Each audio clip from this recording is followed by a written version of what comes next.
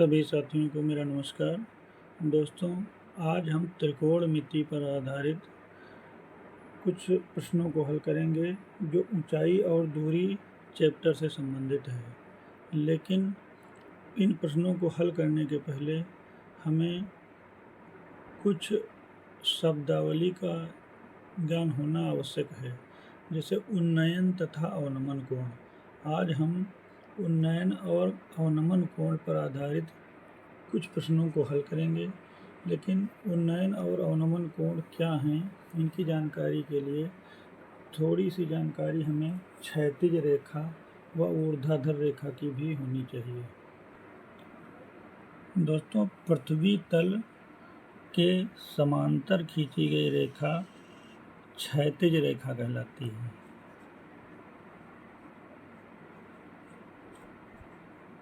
क्षैतिज रेखा और पृथ्वी तल के लंबवत अर्थात पृथ्वी तल के 90 अंश पे खींची गई रेखा ऊर्ध्वाधर रेखा कहलाती है।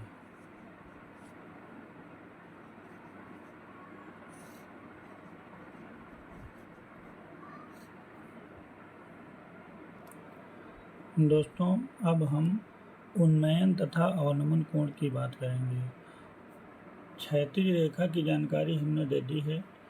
पृथ्वी तल के समांतर खींची गई रेखा क्षैतिज रेखा कहलाती है।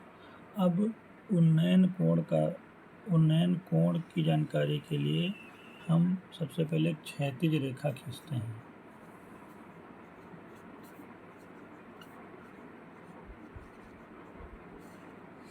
उन्नयन, जैसा कि कुछ नाम से ही स्पष्ट हो रहा है, उन्नयन का मतलब होता है ऊपर की तरफ देखना। जब हमारी आँख ऊपर की तरफ देखती है तो इसे उन्नयन कहा जाता है। तब ये उन्नयन होता है।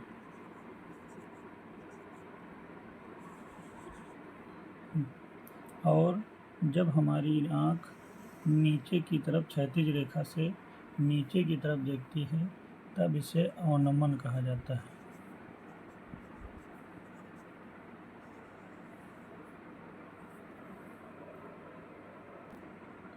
अब हमारी आँख वाली दृष्टि रेखा और क्षैतिज रेखा के बीच जो कोण बनता है ये उन्नयन कोण कहलाता है।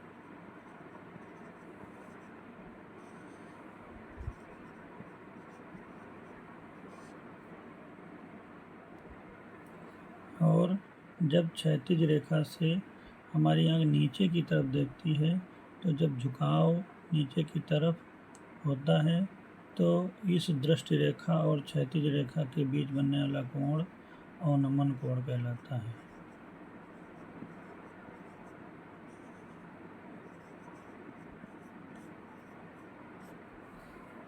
दोस्तों, अब सीधा सा तात्पर्य यह है कि उन्नयन को हम ऊपर की तरफ, उन्नयन का तात्पर्य ऊपर की तरफ देखना, अवनमन का तात्पर्य नीचे की तरफ देखना। और जो भी कोण बनेगा वो क्षैतिज रेखा से ऊपर या क्षैतिज रेखा से नीचे की तरफ बनेगा। अब हम इसी उन्नयन और अवनमन कोण पर आधारित त्रिकोणमिति के कुछ प्रश्नों को हल करेंगे। दोस्तों, अब प्रश्न है, 1.5 मीटर ऊंचाई वाला एक व्यक्ति 22 मीटर ऊंची एक मीनार से 20.5 मीटर की दूरी पर खड़ा है। व्यक्ति की आंख से मीनार की चोटी का उन्नयन कोण ज्ञात कीजिए। दोस्तों, इस प्रश्न को हल करने के लिए सबसे पहले हम इसका चित्र बनाएंगे, उसके बाद इस प्रश्न को हल करेंगे। अब एक एक लाइन के हिसाब से देखिए। 1.5 मीटर ऊंचाई वाला एक व्यक्ति 22 मीटर ऊंची एक मीनार से 20.5 मीटर की दूरी पर खड़ा है। सबसे पहले तो पृथ्वी का तल बना लीजिए। अब पृथ्वी के तल पे ये 22 मीटर ऊंची मीनार और 20.5 मीटर की दूरी पे ये व्यक्ति खड़ा है, जिसकी ऊंचाई 1.5 मीटर है। अब हम देखते हैं कि इसकी आँख इस जगह से मीनार की चोटी को देख रही है, अर्थात ये उन्नयन की बात आ गई। उन्नयन का तात्पर्य है ऊपर की तरफ देखना, उन्मन का तात्पर्य नीचे की तरफ देखना। अब सबसे पहले पृथ्वी तल के समांतर एक रेखा खींचेंगे जो कि व्यक्ति की आँख की तरफ जाती है, और ये क्षैतिज रेखा हो गई। क्योंकि उन्नयन कोण हम तभी प्राप्त कर सकेंगे जब क्षैतिज रेखा और दृष्टि रेखा के बीच का कोण होगा। अब हमें ज्ञात करना है इस कोण को। अब थोड़ा इधर आ जाते हैं। ये एक आयत है। अब ये एक आयत बन गया, जिसमें चूँकि ये ऊर्ध्वाधर है मीनार, तो ये 90 होगा, ये 90 होगा, अर्थात ये वाला चतुर्भुज आयत बन गया। आयत के आमने सामने की भुजाएं बराबर होती हैं, अर्थात ये 1.5 मीटर का अगर व्यक्ति है तो 1.5 मीटर ये दूरी भी हो जाएगी।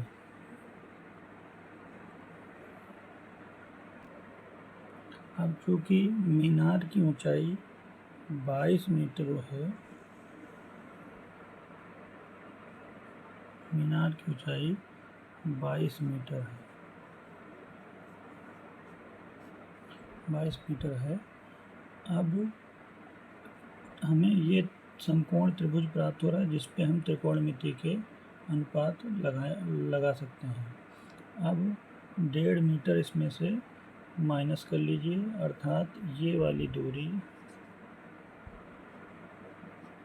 हमें 22 माइनस 1.5 अर्थात ये 20.5 मीटर बचेगी, 20.5 मीटर। अब हमें समकोण त्रिभुज मान लेते हैं ए, बी और सी प्राप्त हो रहा है, जिसे हम अलग बना लेते हैं, जिससे थोड़ा स्पष्ट हो जाए। ये कोण हमें ज्ञात करना है, ए बी सी, ये वाला त्रिभुज उठा के हमने इधर बना लिया है। ये दूरी 20.5 मीटर, ये वाली दूरी भी 20.5 मीटर, और इस कोण की बात चल रही है। अब हमने पिछले वीडियो में दोस्तों बताया था कि जो कोण अब 90 डिग्री के सामने वाली भुजा ये कर्ण कहलाती है। दोस्तों पिछले वीडियो में हमने बताया था कि कर्ण और जिस भुजा पे ये कोण बनता है, ये भुजा आधार रेखा कहलाती है। कोण जिस कर्ण के अलावा दूसरी भुजा पे जिस पे बनता है वो भुजा आधार कहलाती है, और इस आधार के 90 अंश वाली रेखा लंब कहलाती है।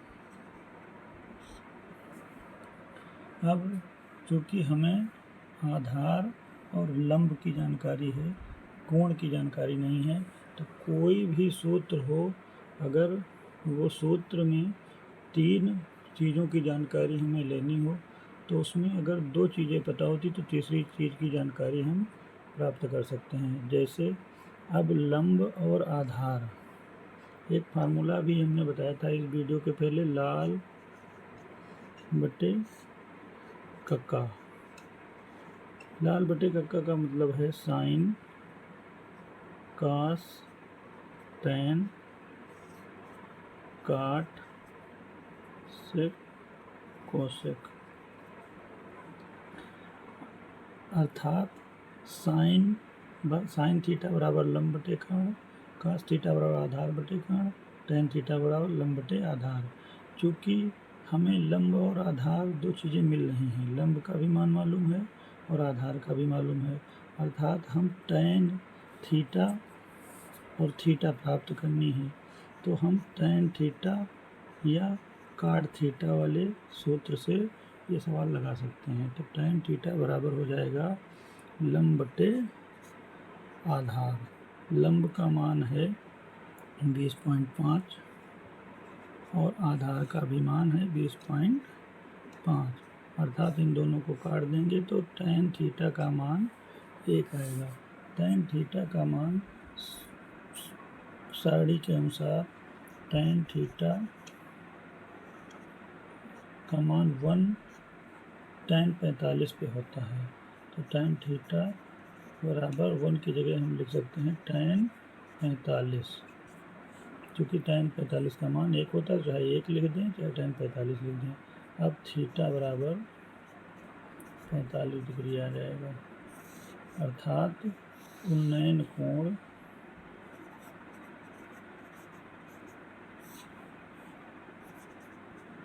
कोण 45 डिग्री प्राप्त होगा।